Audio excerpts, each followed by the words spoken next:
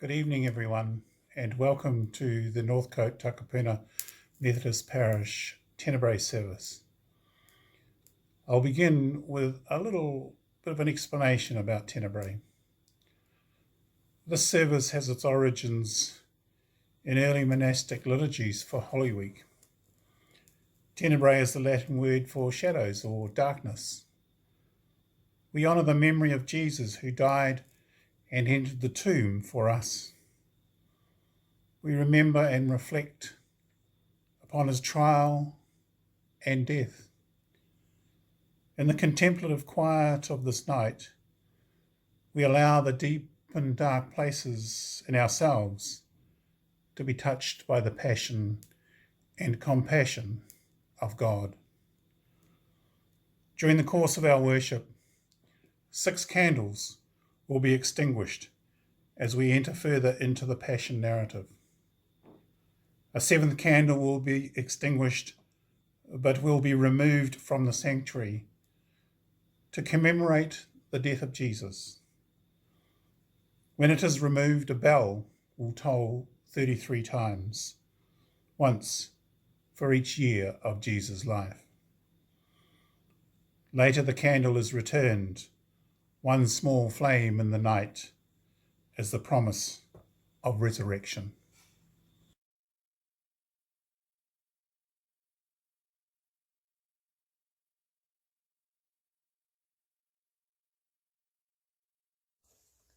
First reading, Mark 15, 7-15. Pilate hands Jesus over to be crucified. At that time there was a prisoner named Barabbas. He and some others had been arrested for murder during a riot. The crowd now came and asked Pilate to set a prisoner free, just as he usually did. Pilate asked them, "Do you want me to free the King of the Jews?" Pilate knew that the chief priests had brought Jesus to him because they were jealous. But the chief priests told the crowd to ask Pilate to free Barabbas. Then Pilate asked the crowd, "What do you want me to do with this man you say is the King of the Jews?" They yelled, "Nail him to a cross!" Pilate asked, "But what crime has he done?" "Nail him to a cross!" they yelled even louder. Pilate wanted to please the crowd, so he set Barabbas free.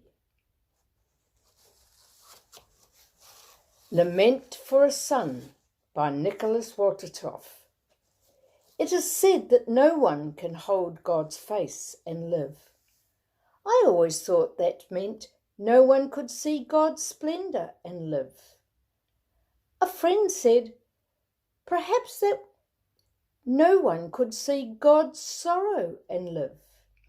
Or perhaps God's sorrow is God's splendour. Behold the wood of the cross, in which is hung the Saviour of the world. Come, let us worship, O holy wisdom of our God. Compassionate towards our weakness, we praise you and give you thanks, because you emptied yourself of power and entered our struggle. Taking upon you our unprotected flesh, you opened wide your arms for us on the cross, that you might sanctify even the grave to be a bed of hope for your people. Therefore, with those who are detained without justice, abandoned or betrayed by friends, whose bodies are violated or in pain, with those who have died alone, without dignity, comfort, or hope, and with all the company of saints who have carried you in their wounds, that they may body forth with life. We bless the memory of our brother Jesus, bone of our bone, flesh of our flesh, from whom the cup of suffering did not pass.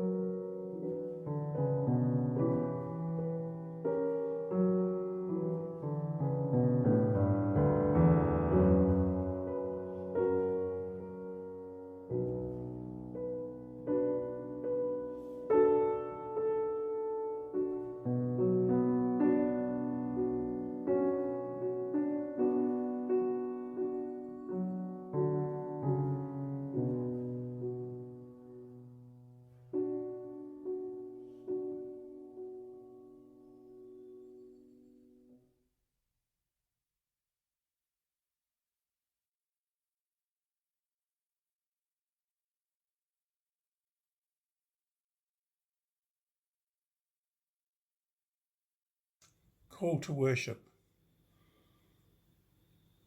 The cross calls us to wonder, to praise, and to prayer.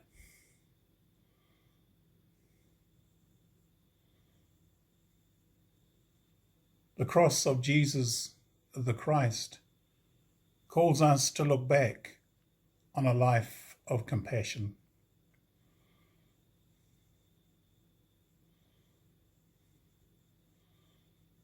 The cross of Jesus the Christ, God's chosen one, calls us to look back on a life of justice making.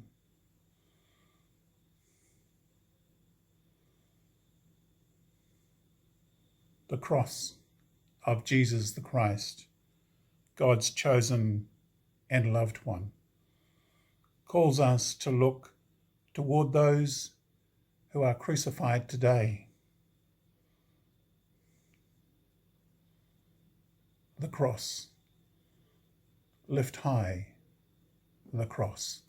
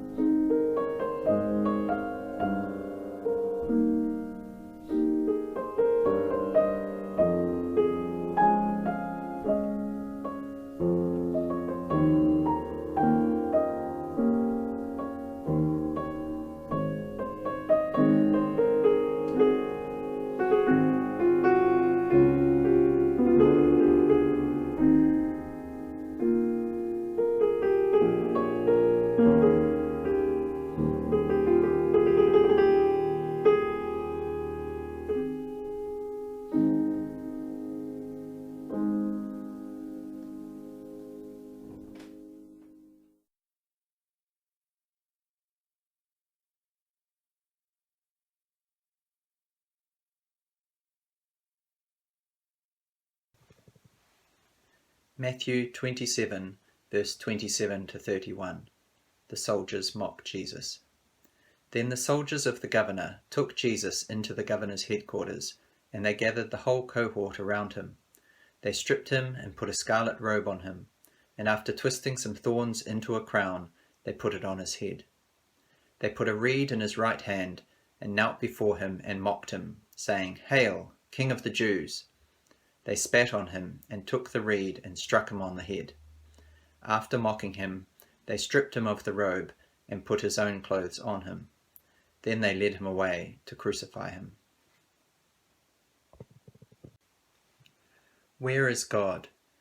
Who will rise up against wickedness? Who will speak and act against evil? Those who wash their hands of the plight of the oppressed, condemn their sisters and brothers.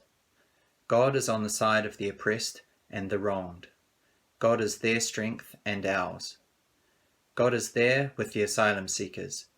God is there with those who suffer physical, sexual, and emotional abuse. God is there where hope seems to have gone. Where God is, may we be also.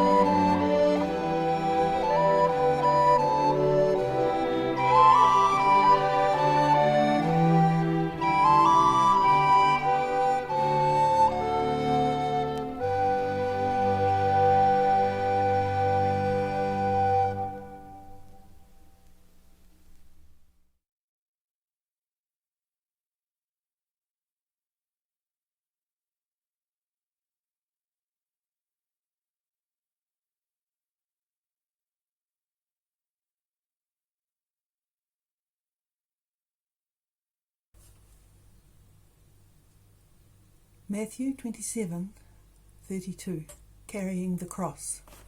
As they went out, they came upon a man from Cyrene named Simon. They compelled this man to carry his cross. Pick up your cross. Pick up your cross daily and follow me. The man has made it real for you. Feel the reality of the wood. Run your hand around it. Smell it. Place your cheek against the wood that would be for the man his earthly destiny. Feel the weight. Feel the roughness. Feel the reality of the wood. Place your cheek against it. This is not a precious object made of gold or silver, stuck a long way away on an altar somewhere, processed around with triumph and dignity. Not an intricate piece of jewellery placed around the neck of a loved one because it is pretty or a fashion statement. It is part of a killing machine, a 3-metre high killing machine. It is visceral. It is real. The man had to carry one like this, heavier, rougher. He had to carry his cross when weighed down by exhaustion. Feel the weight. Feel the roughness. Feel the reality of the wood. When the man picked up his cross, he also picked up those burdens we have, our concerns, our worries, our preoccupations, our real lives. Feel the weight. Feel the roughness.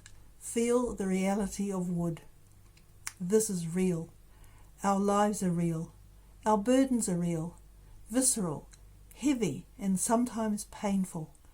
Work, college, exams, family life and relationships, the pain of togetherness and the bitterness of separateness. All these we must carry. Our hope, our joy, our frustrations are inherent in the carrying of this cross. Ask yourself what burdens you are carrying, whose guilt, which problems, and call out to God.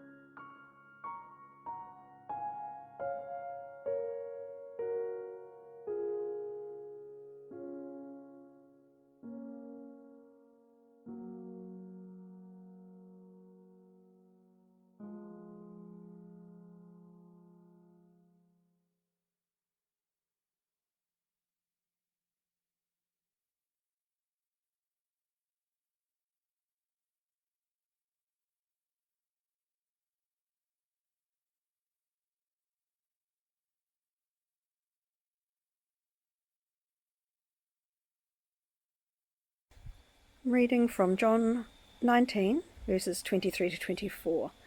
The soldiers' gamble. The soldiers divided up his clothes into 4 parts, one for each of them. But his outer garment was made from a single piece of cloth, and it did not have any seams. The soldiers said to each other, "Let's not rip it apart. We will gamble to see who gets it." This happened so that the scriptures would come true, which say, "They divided up my clothes and gambled for my garments." The soldiers then did what they had decided. The clothes tell a story. Your clothes say so much about you. You may be a fashion junkie. You may not care at all about your appearance. Either way, it is a statement. Even by choosing not to, you are defined by your clothes, your culture, your faith, your work, your social status, all are signified by what hides your nakedness. Adam and Eve hid themselves in shame rather than appear naked. They began to use their outward selves to hide their inner beings. Vulnerable, reduced, shamed, at the foot of the cross, the man is reduced to such nakedness. The blood and sweat-stained clothes are not carefully removed, but torn from his back. They ripped the cloth from his back and divided it among themselves, leaving a man about to die with nothing. Only his undershirt remained, the last thing of his and the only thing of worth. Too good to rip apart, they threw dice for it. The man stands before his tormentors as naked as the day he was laid in the animal trough. But out of his humiliation comes another triumph.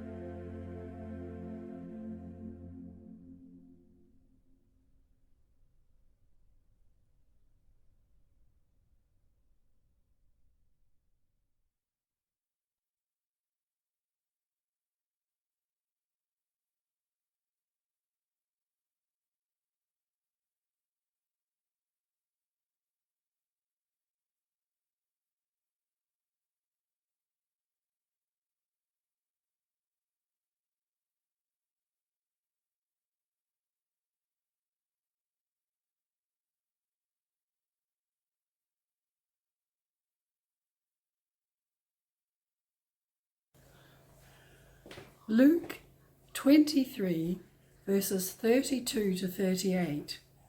Jesus is crucified. 2 criminals were led out to be put to death with Jesus. When the soldiers came to the place they called the Skull, they nailed Jesus to a cross. They also nailed the 2 criminals to crosses, one on each side of Jesus. Jesus said, "Father, forgive these people.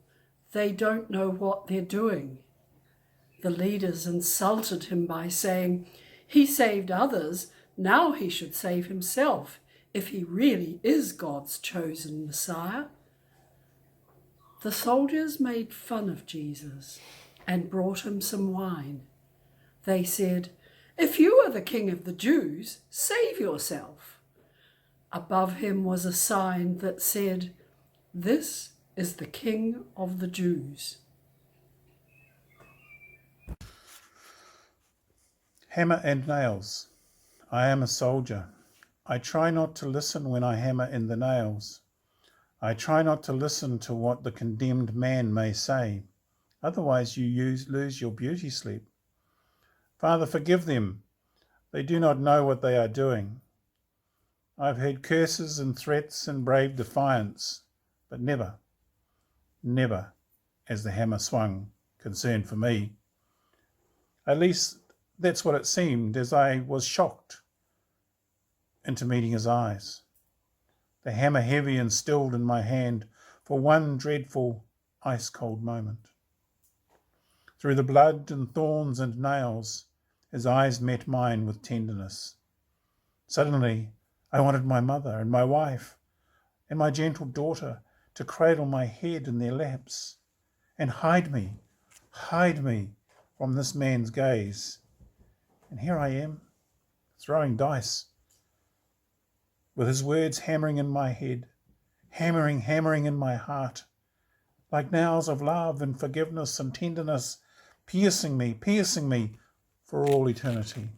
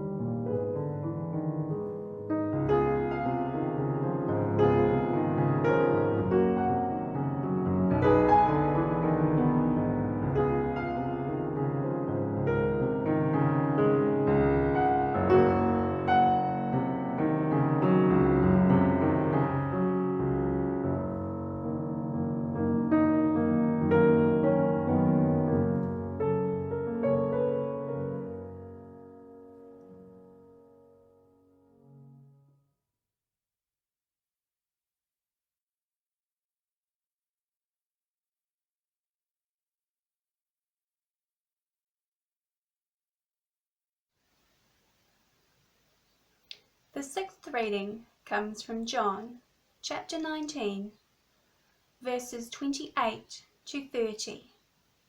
Jesus dies. Jesus knew that he had now finished his work, and in order to make the scriptures come true, he said, "I am thirsty." A jar of cheap wine was there. Someone then soaked a sponge with the wine and held it up to Jesus' mouth on the stem of a hyssop plant. After Jesus drank the wine, he said, "Everything is done." He bowed his head and died.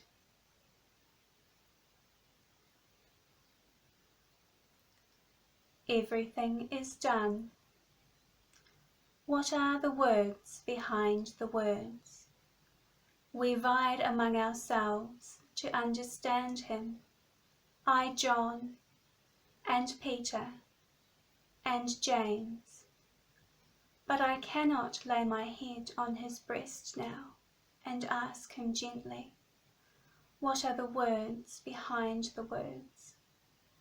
Here in the darkness I grope to see the mountain he has climbed above Calvary, the miles walked by his paralyzed feet, the peace won by his violent wounds, the wisdom and dignity gained in thorn-filled contempt, the millions already sheltered in his outstretched arms. Here in the darkness, I, John, am praying. Oh, what are the words behind the words on Calvary?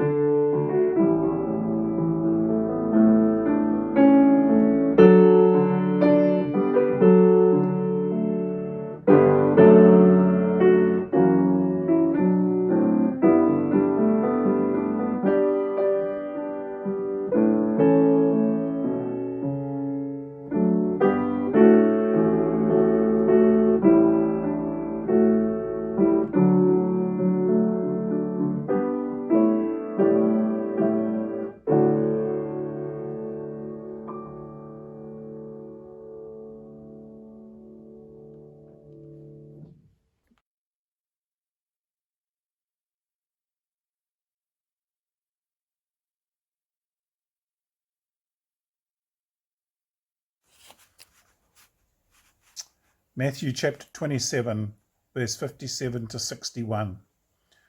Jesus' body was placed in a tomb. That evening, a rich disciple named Joseph from the town of Arimathea went and asked for Jesus' body. Pilate gave orders for it to be given to Joseph. He took the body and wrapped it in a clean linen cloth. Then Joseph put the body in his own tomb that had been cut into solid rock and had never been used. He rolled a big stone against the entrance to the tomb and went away. All this time, Mary Magdalene and the other Mary were sitting across from the tomb. Darkness before dawn. The lifeless corpse was placed in the tomb. A tomb hewn out of the solid rock, a tomb intended for someone else, but pressed into service by a friend. Put your hand into the coldness of the tomb. Feel the icy air around you. Once they rolled the stone in place. Feel the icy air around you. Once they rolled the stone in place, the man was trapped here, a ton of rock over the entrance. This is a one-way ticket. There can be no doubt the man was dead. Water and blood flowed from his side when pierced. Yes, the execution squad did their task well. Feel the coolness of the tomb. Sense the isolation and the darkness behind the rock. There is no escape from here, but you do not go to the darkest place or the lowest hole alone.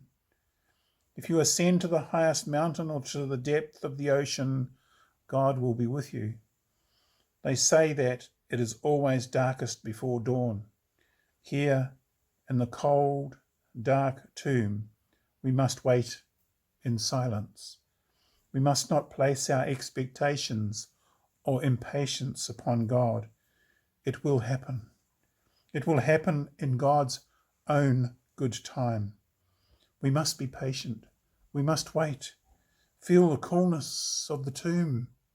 Wait.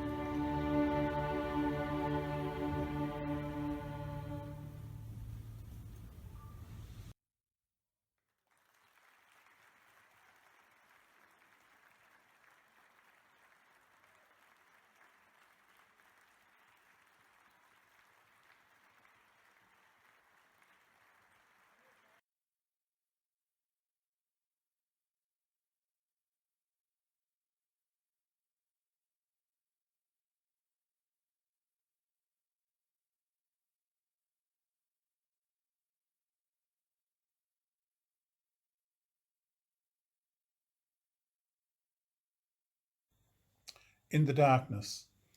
God of love, we truly see your glory in the face of Jesus, who offered himself in humble service to the disciples, even on the night he was betrayed. Truly, you shine in our hearts when we show your love to others in Christ-like acts of service and fellowship. We leave this place eager to reflect the glory of Jesus, our source of hope and life, who laid down his life in love.